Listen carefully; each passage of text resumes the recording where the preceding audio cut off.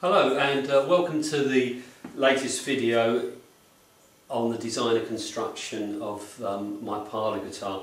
Really what I wanted to do in this video is just kind of conclude the French polishing process.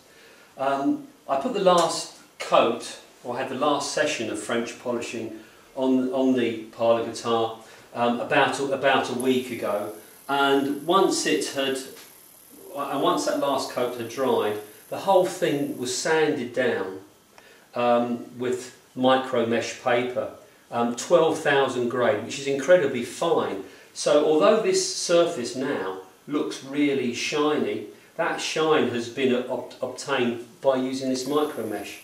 And when you look at it, it's kind of grey, it's sort of grey, very, very fine. And if you think back to the really old instrument makers, Stradivari, right the way back there, they used to use fish skin to sand their wood, and this is very much, to me, like the skin of a fish. Anyway, the whole thing's been sanded with the micro mesh, and that's going to really just hang in the workshop now. It's had a week, and I'm going to leave it another week, possibly two, for that surface to harden off. And it's very important that the surface is hard, because the next stage will be for me to glue the bridge on, and I'll be working on the front, and I don't want to run the risk of marking the front at all. Okay, so this is the bridge, and really I've roughly cut out the shape of it. Not quite sure. I might do a little bit more carving around towards these sort of little pointy bits. But this kind of curved mustachio type bridge is fairly traditional on Parlour guitars.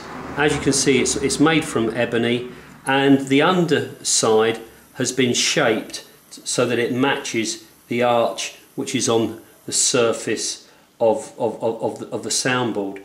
So what happens is that the front is completely masked off, the shape scribed around, and the varnish where the bridge will sit is scraped off.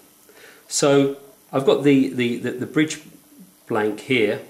You can see that I've already cut the slot for the saddle, sloping more on one side than the other. That's to give greater compensation for the intonation on the bass side as opposed to the treble side.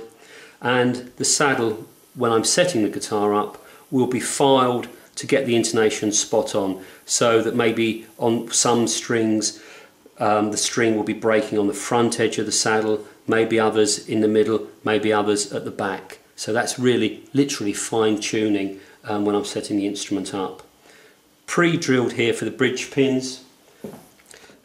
So as far as bridge pins is concerned, I'm going to be using these really nice Ivoroid bridge pins.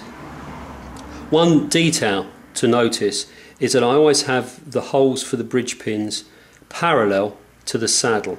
In my mind, by doing that, you get an even break angle for each of the strings. So the Ivoroid bridge pins, obviously on an 18th century guitar, 19th century guitar, you'd be looking at probably real ivory pins, but for obvious reasons wouldn't dream of using ivory nowadays. But of course that's also one of the reasons I chose to use the maple for the bindings. This maple has toned down and is this kind of creamy colour, which gives a similar effect or a similar contrast that you'd have with ivory on an old instrument. So that's going to go on next, and then just to complement everything, I've got this very nice Ivoroid end pin which will go in the bottom of the guitar.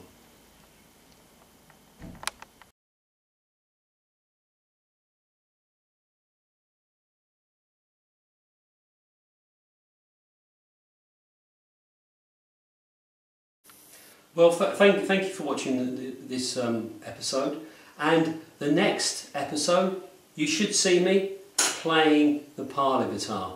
That'll be in a couple of weeks' time, so some of you, particularly you, Phil, you're going to have to be patient, but something to look forward to, maybe once the World Cup's over. Okay, so thanks very much for watching, and see you soon.